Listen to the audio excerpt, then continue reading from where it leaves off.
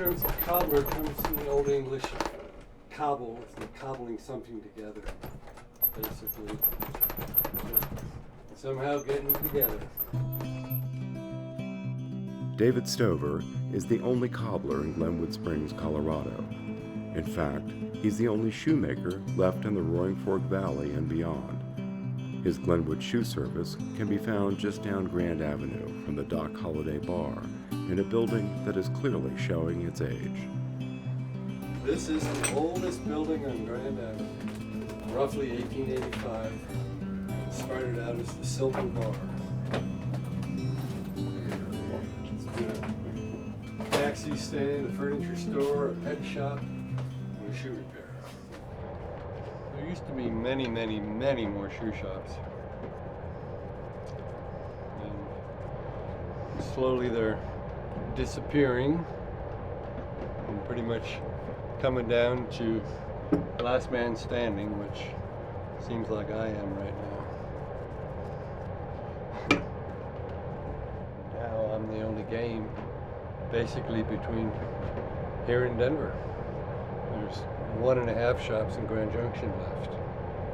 So I think it's dwindled down about as far as it's going to go for a while. You've been coming here for years? Oh, yeah. Yeah. Get boots resold, expensive shoes repaired, gotta make them last. Exactly. Next I'd thrown them away. Wild you know? land boots. Uh-huh. Yeah, right. Okay. Next Thursday? Okay, fine. Sounds good. Very good. All right, thanks. Thank you.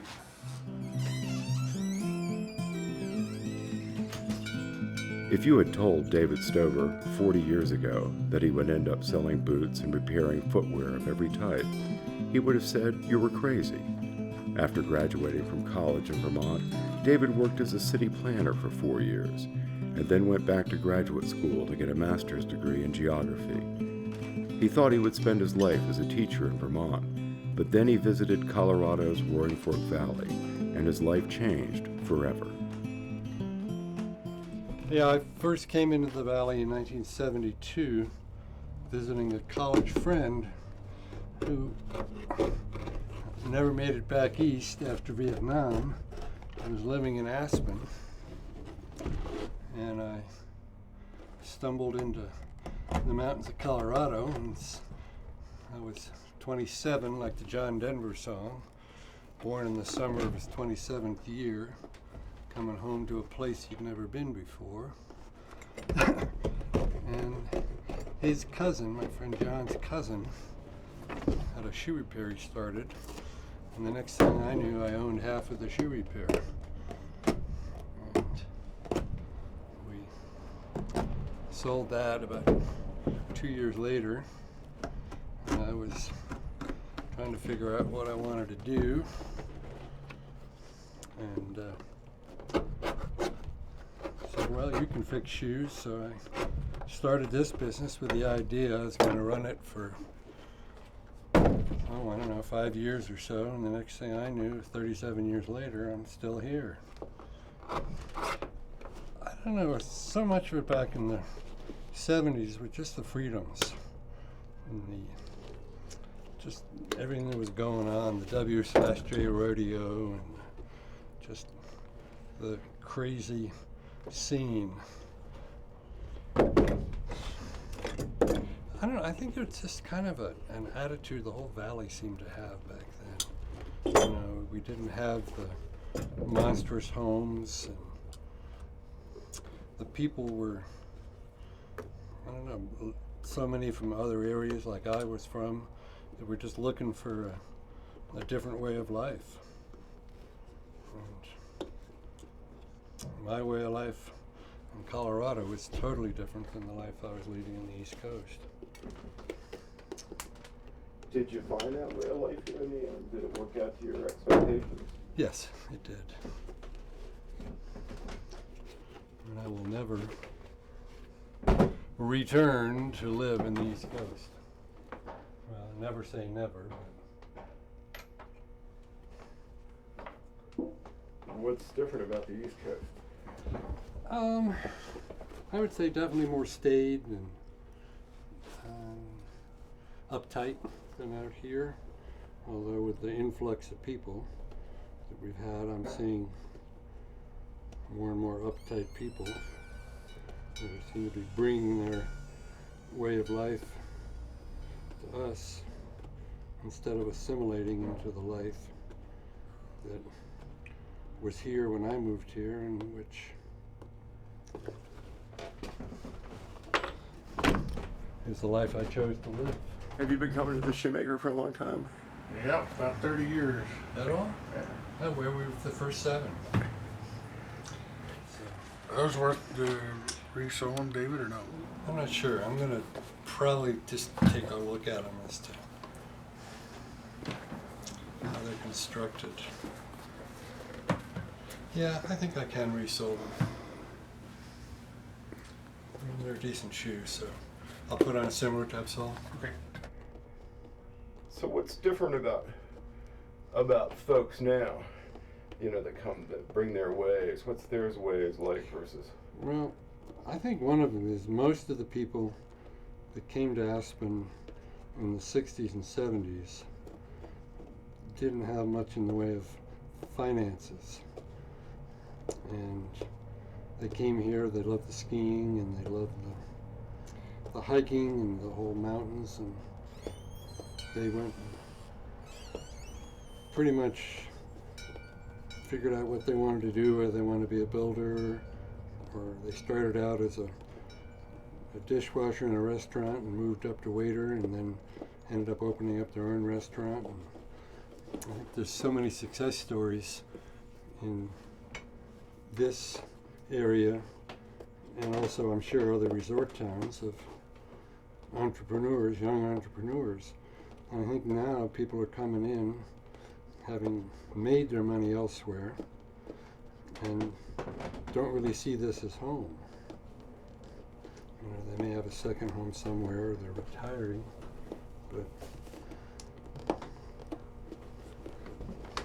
I think most of the people that came in the past, this was home.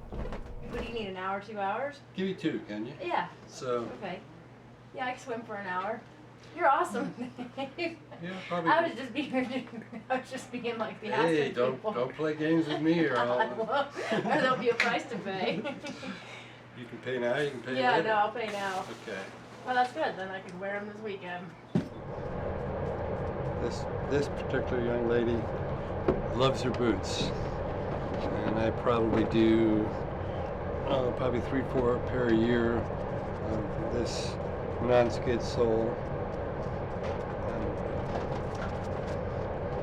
And not only it's a non-skid, but it's also a good protection sole. So these boots will last her a lot longer. And so she likes her fancy boots, and other customers, they love their red shoes. And I have one customer that I don't think she's ever bought anything in here that wasn't red. So go online to Chaco, and you want to go to the Re-Chaco, Re-Chaco? as in, refurbish. Okay. And you can do everything online as far as how to ship them back, and they'll Okay. resell them, and they'll either do this sole or another one you might see on there a little better. All right, great. Well, thank you. You betcha. But how has footwear changed now over the years? It's the construction, and going to China has not helped. Most shoes, most good footwear, like this boot, the construction is such that it's easily resoled, as is this one, where you cut off the old sole and then splice in a new sole. And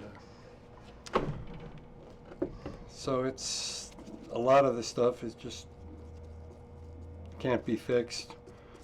We can stitch up a rip on the shoe or something, but not really make much money out of them. Plus, I think I grew up and everybody got their shoes fixed.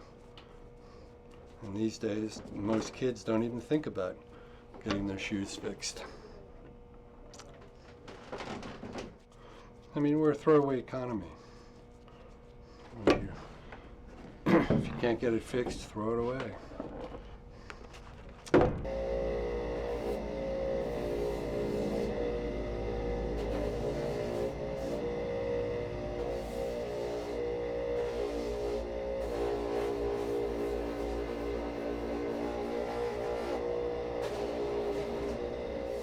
Saturday Night Fever was big. I was selling a lot of Western goods and fixing a lot.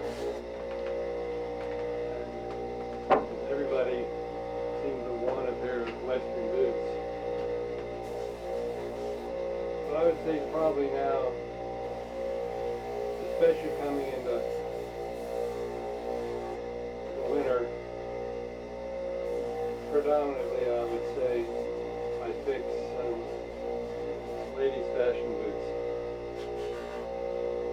You're from Glenwood? Meeker? That's right. There are many shoemakers up towards Meeker? I don't think there's too many shoemakers in Colorado. Not too many. So, What would you do without this guy? I don't know. Go to Grand Junction. Buy some new boots, probably.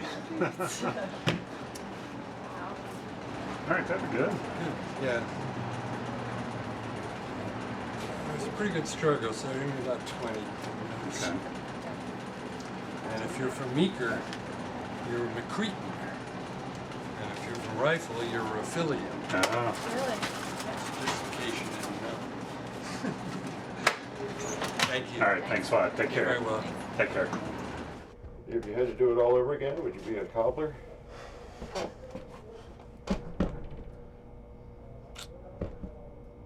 Don't know. I've never really thought of that. To me, life is just kind of the way life hits. And would you be a documentary maker if you had to do it all over again? Definitely. Really? Yeah, it's been fun. Well, fixing shoes has been good and fun.